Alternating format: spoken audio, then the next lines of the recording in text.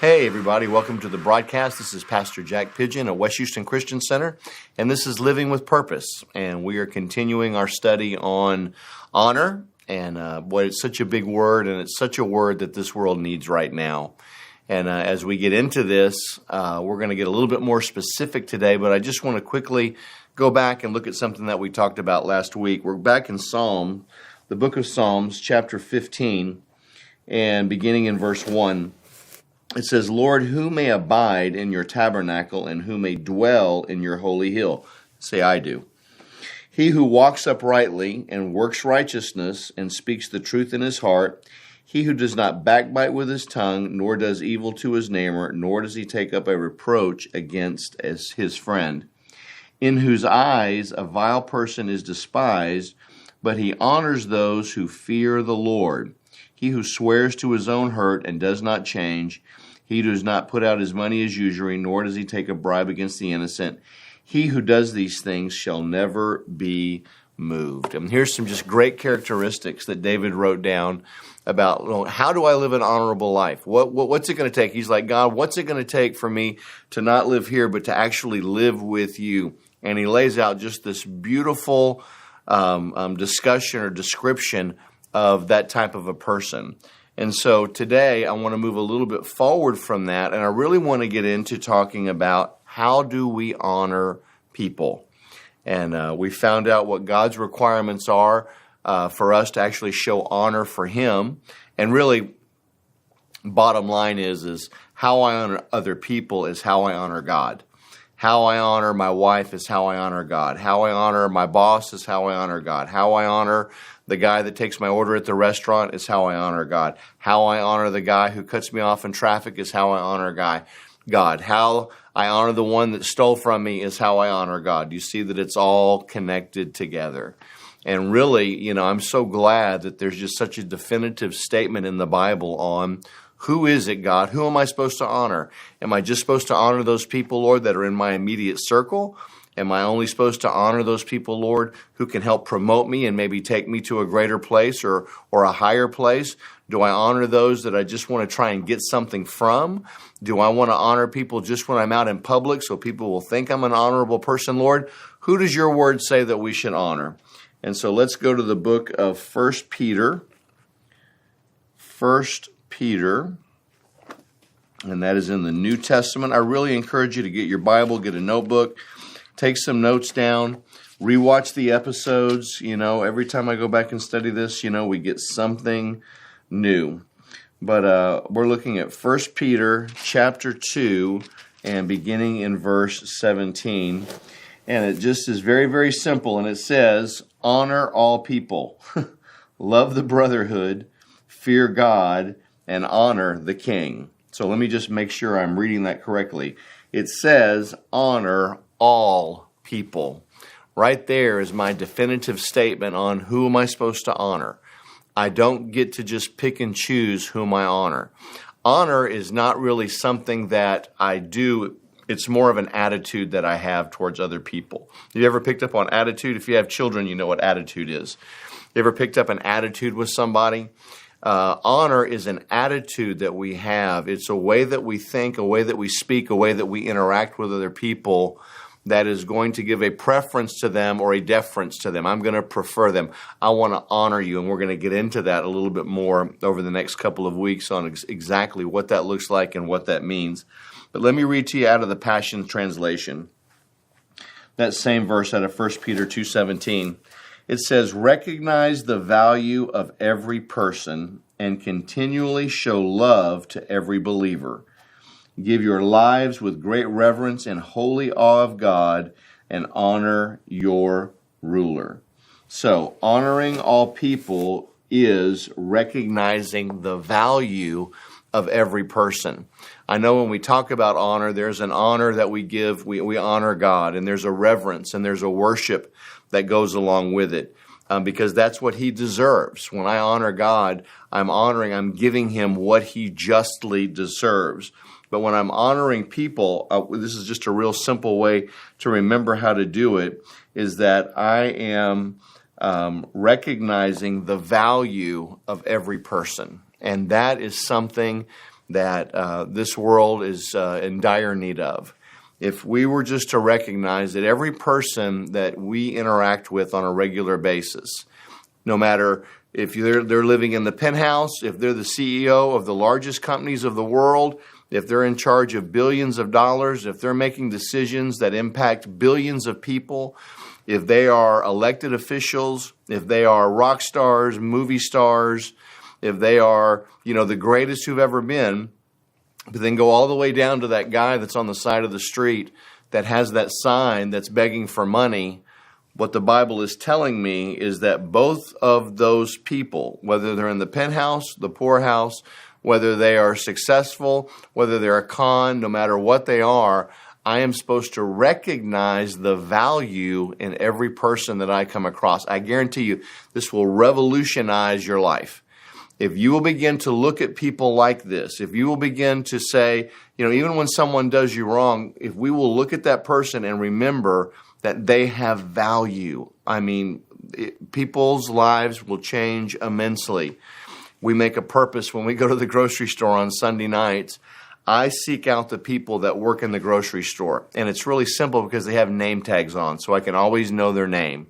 I purpose every time we go to make some sort of a contact with whoever that is, whether it's the butcher, the guy that works in the produce department, the guy that's stocking, to the guy that's out pushing the carts, to the guy that's mopping the bathrooms. They know us by name. Why is that? Because when we go to that grocery store, we treat each one of those people, whether they're shopping there or whether they work there, with equal value. We look at those people regardless. See, we try to assign honor according to what that person does. The more that person does, then the more we should honor them.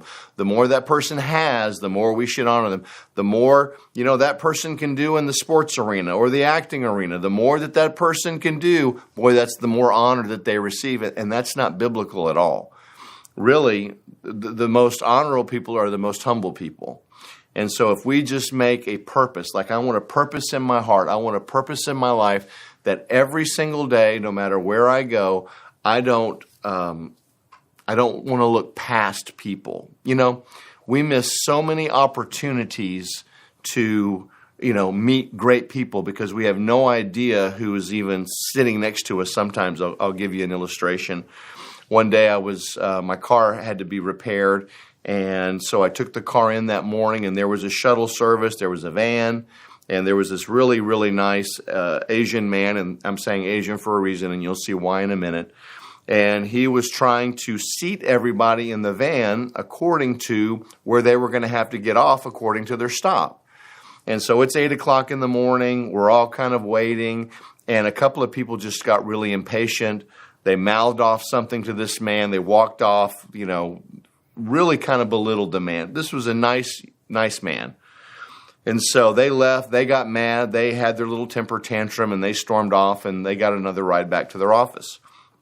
And so I'm in the car with him, and we're just driving, and pretty soon it gets down to just him and I. I'm his last stop. And so I just like to meet people. I like to talk with people. I like to find out who they are. And when you honor people, they'll just open up to you. They're just, if you are more, if your preference is to find out more about them than for them to find out about you, it's going to open up all kinds of doors. And so here's this man, and he begins to tell me that he's from Vietnam, and he had come over here, 20 years ago or whatever, but he had actually served with the United States during the Vietnam War. And he was South Vietnamese, and of course, when the United States pulled out of Vietnam, he was left there. Well, guess what? He got thrown in prison for years because he was not North Vietnamese or Viet Cong. He was South Vietnamese.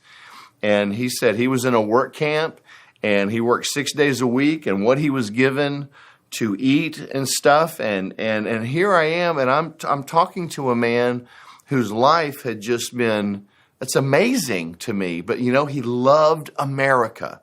And as soon as he was able to get out of that prison situation, out of that work camp, whenever he was released, he grabbed whatever he could, and he grabbed his family, and he got to the United States as quickly as he can.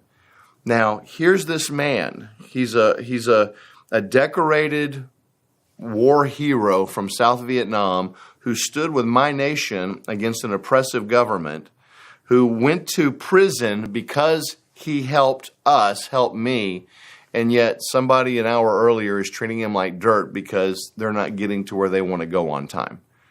We have no idea who's sitting next to us. And when we will learn to honor other people, if we will learn to give equal value to every person, we are so caught up in what's flashy and what's new and what's big and what can that person do for me, and can that person be my stepping stone to the next person? And I see this in regular life, and I see this even in ministry, where people they want to get next to the big minister, so they'll try and work their way up like it's some sort of a ladder, and that's not how this works at all. Really, what the Lord is telling me, and what I feel really strongly right now, is that if we will just learn to have value, to give value to every person that we meet, it's going to keep me in a place where I'm always blessed. Now, you're going to hear me say this a couple of times as we get into this over the next couple of weeks, but the pathway to honor is humility.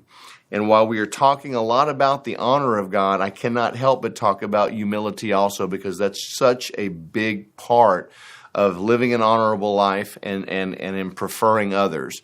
There has to be a humility in us as we get going. Let's take a look at Romans chapter 12, verse 3. Romans chapter 12, verse 3. This is, how do I honor all people?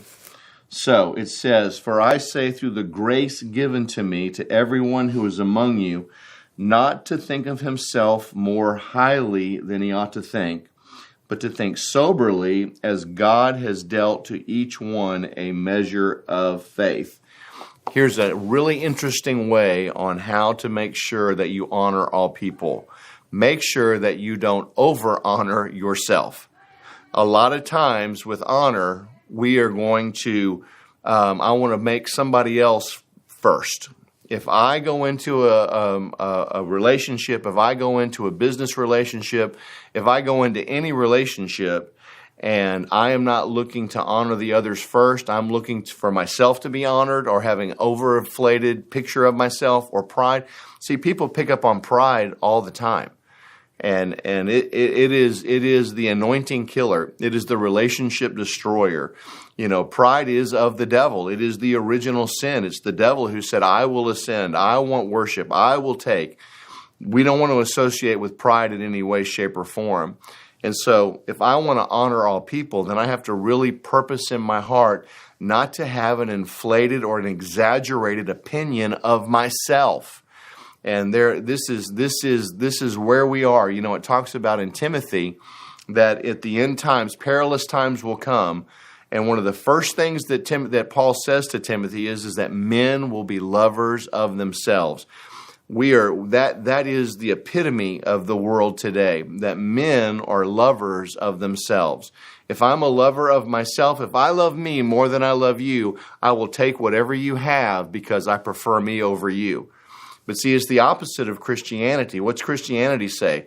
It says give. Christianity says that I'm supposed to love others as I love God. The Bible says, and God teaches us, that I don't want to be a person that's constantly trying to take from people. I'm a person that's constantly trying to give to people. And so the number one way that, and trust me, there's no rhyme or reason to the reason or to the definitions or the things that I'm listing, but these are just how they came to me as I was studying.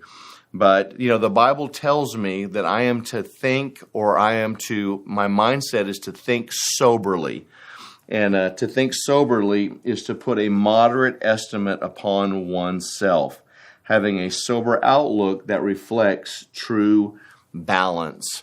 I have to think soberly about myself. I cannot overthink. I cannot think I'm the greatest. I can't think I'm the best. I can't think, that I am God's gift to ministry. That is not how this thing works. I want you to notice, and we'll get into this, Jesus, who deserved the most honor, Jesus, who was worthy of all our honor, Jesus came into this earth. He was born of a virgin in a small town in the middle of nowhere. He gave up all of his heavenly comforts. He totally divested himself of everything from heaven. He took on the guise of a man, and he walked the earth just like you and I. And you know what? He could have had the biggest church. He could have drove the best car. He could have demanded and commanded the best this world had to offer. But he chose to walk on foot with 12 disciples and pouring himself into those men so that those 12 men could then change the world. Well, man, we're already done. I hope you stay with me. I've got some great stuff concerning how to honor people, how to honor God. Honor is the best part of our life, and it's something that we get to operate and exercise in every day. This is Pastor Jack. We love you. We'd love to see you at West Houston Christian Center, 10:30 on Sunday mornings. Watch us online. Be a blessing. We look forward to meeting you. Jesus is Lord.